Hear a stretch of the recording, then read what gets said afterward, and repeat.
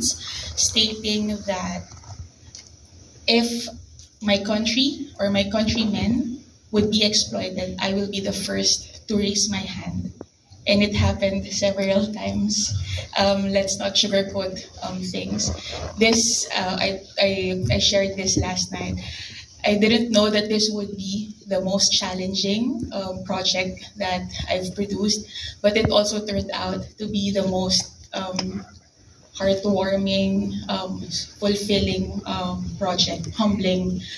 Maraming adjectives, lots of adjectives, but yeah, that was my stand. That's why we also, like, it's not just me who can talk, who can raise issues.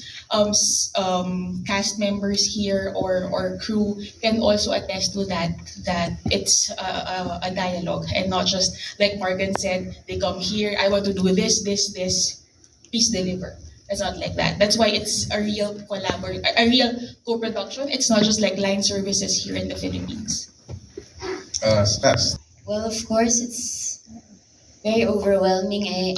It first premiered actually in the Netherlands last March in the Movies That Matter Film Festival, and it's a very different context, I would say, because it's a Western audience, and the reality is they're not aware of this, and it seems unbelievable to them that they're also part of this systematic inequality and colonization still going on.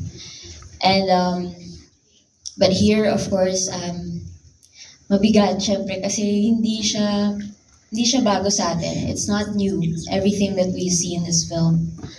But I also asked, actually, when I was auditioning kay Morgan, why are you doing this film? Kasi he is a white man, and I was also very protective of my country in that way. But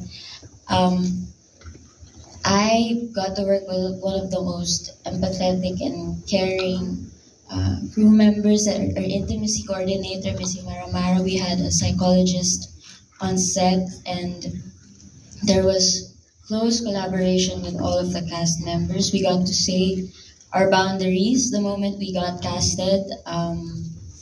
We were the ones who were able to dictate what kind of how the scene would go, and we were briefed for all of it. It's all choreographed, and we felt that we were safe. And